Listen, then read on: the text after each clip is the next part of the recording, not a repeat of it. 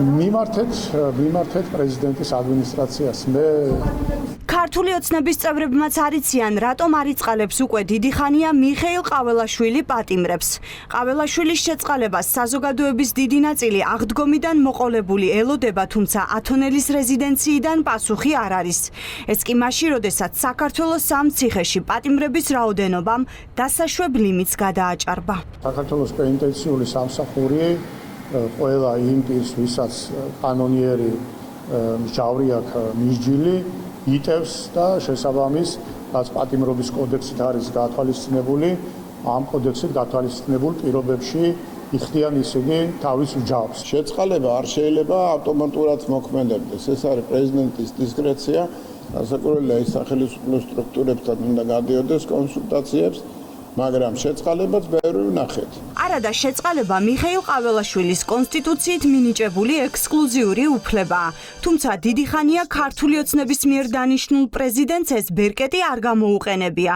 მისი ყოფილი თანაგუნდელები პარლამენტიდან გვარწმუნებენ, რომ ყაველაშვილს პატიმრების საქმეების შესასწავლად დრო სჭირდება. ის ახლა საქმეებს ეცნობა, სწავლობს, რათა შემდეგ სამართლიანი გადაწყვეტილება მიიღოს.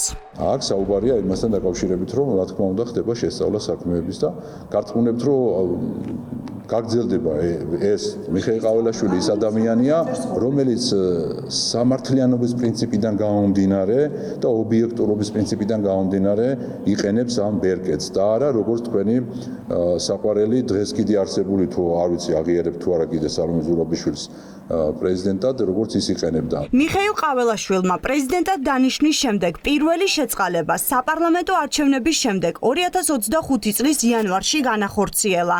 ამის შემდეგ იყო შეწყალება თვითმმართველობის არჩევნების წინ 14 ოქტომბერს. შეწყალება მოხდა არჩევნების შემდეგაც. ამ დაკვირვებების შემდეგ მესამე სექტორის წარმომადგენლები ღიად ამბობენ, რომ შეწყალების და ამნისტიის ბერკეტებს ხელისუფლება მხოლოდ და მხოლოდ საარჩევნო მიზნებიდან გამომდინარე იყენებს. გვახსოვს ალბათ გოგაშვილის ფაილები, რომელიც თქვენ ტელევიზიასაც ჰქონდა გაშუქებული დეტალურად.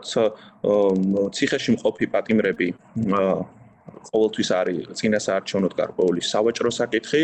ჩვენ ვნახეთ, რომ 2025 წლის იანვარშიც იქნა გამოყენებული შეწყალება ბევრი პატიმრის მიმართ. მიხეილ ყაველაშვილი არის მარიონეტი ბიძინა ივანიშვილის და პოლიტიკას, მათ შორის პატიმრების საკითხში და პენიტენციური დაწესებულებების საკითხში განსაზღვრავს ივანიშვილი, ისევე როგორც ნებისმიერ სხვა საკითხში.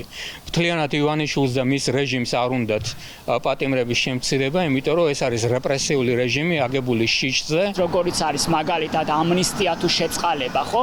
ეს არის მექანიზმები, რომელიც სწორედ ჰუმანურობის პრინციპით ხელს უწყობს სწორედ იმას, რომ გარკვეული პერიოდულობით ხომ შეიწყალოს მაგალითად ის მსჯავრდებულები, რომლებიც არსებული სისხლის სამართლის პოლიტიკის მიზნების გათვალისწინებით ამას იმსახურებენ. საქართველოს ევროსაბჭოს ქვეყნებს შორის პატიმართა რაოდენობით მეოთხე ადგილზეა. სტატისტიკის მიხედვით მაისის მდგომარეობით ქვეყანას 12000-ზე მეტი პატიმარი ჰყავს.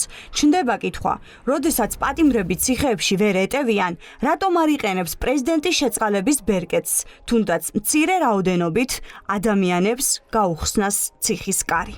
მიხეილ ყაველაშვილი არ იყენებს თავის დისკრეციულ უფლებას, რაც არის შეწყალების უფლება. არა და ამ დროს პატიმრების უფლებები არის დაუცველი, რადგანაც ციხე არ არის მხოლოდ საგანი. პატიმარს სჭირდება წვდომა სერვისებზე და როდესაც სერვისებზე წვდომა არ არის, მისი პატიმრობისთვის შეუფერებელი პირობები არის დღეს მდგომარეობით ციხეებში. ამიტომაც პოლიტიკური ნებაა სწორედ ქართული ოცნების, რომ ყაველაშვილმა არ გამოიყენოს თავისი დისკრეციული უფლება, მას არ აქვს დამოუკიდებლად გადაწყვეტილების მიღების შესაძლებლობა და კვლავ პოლიტიკური შანტაჟის მექანიზმად იყენებენ ისეთ მნიშვნელოვან ინსტრუმენტს, რომელიც არის ჰუმანური აქტი შეწყალება. იმ 4 მაღაროელი შეწყალებაც ვერ გაბედეს. სოციალური გაჭირვების გამო დღეს პატიმრები რომ არიან, სამსახურს და ხელფასს რომ ითხოვდნენ ის ადამიანები. ამიტომ აქ საუბარი არ არის რომ ვიღაც პოლიტიკურად მოსწონთან ან არ მოსწონთან, ვიღაცა პოლიტიკური პირების შეწყალებაზე ან რა პოლიტიკური აქტივისტები. მაღაროელი, ის სოციალურად დაუცველი მაღაროელების შეწყალება ვერ გაბედა. აი ეს კაცი არის ყაველაშვილი. ბოლოს მიხეილ ყაველაშვილი ჟენევაში გამოჩნდა, სადაც ხელოვნურ ინტელექტზე ისაუბრა. ამიტომაც ახლა საინტერესოა, როდის დაარღვევს ის დუმილს და იტყვის თუ არა, რატომ არ იყენებს შეწყალების ბერკეტს, რითაც ციხეების გადატვირთულობა მცირედით მაინც შეიძლება შემცირდეს.